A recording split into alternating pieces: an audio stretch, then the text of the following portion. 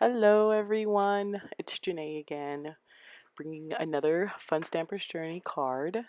Um, in this card, I'm doing a technique. It's not really new, but some inlay die cutting. So I'm just using the Fun Stampers Journey die cutting machine to cut out a banner die from the Pinnits die set. Um, and that card stock is the oatmeal cookie.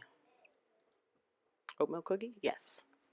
And then I have here my whipped cream cardstock, which is going to be my card front. Um, and the base of the card changes a couple of times. You'll see a nice dark cocoa powder cardstock, but I actually end up changing out to black licorice, which you'll see towards the end.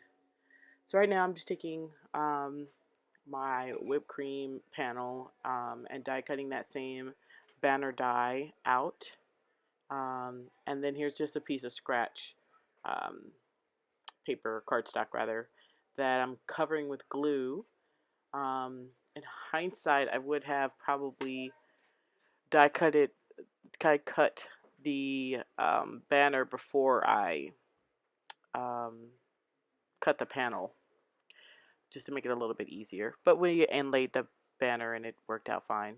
So here I'm using the black licorice stamp set, or ink pad rather, and that's when I change out the card base and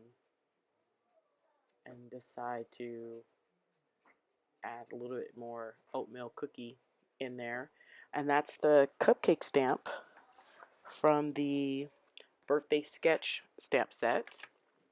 And right now I'm just using a little bit of Journey glaze to go around. It's a nice glossy adhesive. I have a little bit much on there, so I'm dabbing a tad bit of it off. And then I'll be using the Fun Stampers Journey glitter, or sparkle rather, the sparkle dust, Journey sparkle dust, which I showed just there, a quick freeze frame. And then going back over that with a little bit more glaze so that the cupcake looks nice and pretty and shiny and shimmery. Um, so then we're going to let that dry for not too long. It doesn't take very long to dry, actually. It dries a lot faster than I thought. Um, so next we're going to go ahead and get the cupcake down, just sticking it up on some pop dots. And then I'm going to, again, get the little bit of the glaze off just because I'm impatient. I probably could have zapped it with my heat gun, but I was being lazy. So, so we'll get that down on the card after we get all these pop dot covers off, which all day today, my pop dots have been giving me a fit.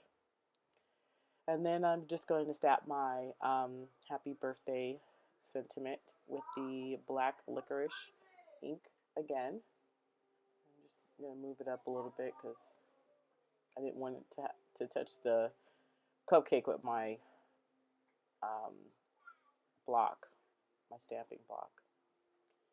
So then taking a little bit of Journey twine and just some regular Scotch tape to wrap that around a little bit and secure that in the back so I don't have to worry about it moving. It'll stay just where I want to, and then or rather where I want it to, and then tying a little bow and getting that situated. And so here is where I thought I wanted the white to go directly on the black licorice. I rather should say the whipped cream cardstock to go directly on the black licorice, but then I changed my mind and have to take it all up again, which is not easy. It wasn't the end of the world. That's what I thought about it. After I pressed everything, I'm like, oh, I wanted an extra layer in there. So I have to go through and gently take everything off.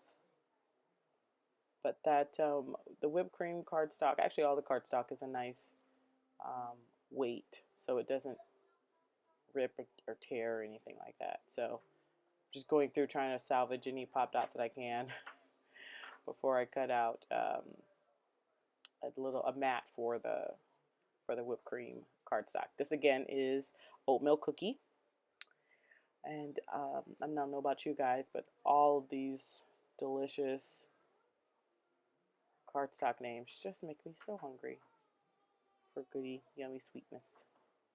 So we're going to adhere that down, and then I'll go back and adhere the whipped cream card front down on top of that. And I'm happy with that. And for the inside, I'm just taking a little bit more of the whipped cream and cutting that down just a tad bit. So I have a nice little black licorice border. I'm sorry, not whipped cream, oatmeal cookie. And then I have the same cupcake stamp. I'm going to stamp it off once. The black licorice cardstock is, or rather ink pad is so nice and juicy. Being a pigment ink, it takes, you could get like, I got 3rd and 4th generation stamp off of just one application. So it's really good, really good ink. So then I'm going through and just adding a little bit of twine to the bottom so that it coordinates with the front of the card, and tying a smaller bow on the inside than what was on the front, and snipping that off, and we'll adhere that down. There's another piece of the whipped cream cardstock on the inside for somewhere to write. And then I was looking at it, and it looks like the banner just looks a tad bit dull, but I don't want the stamping to compete with the cupcake, so I just did some 2nd generation stamping of the hearts. So thanks so much for watching, and have a great day. Bye.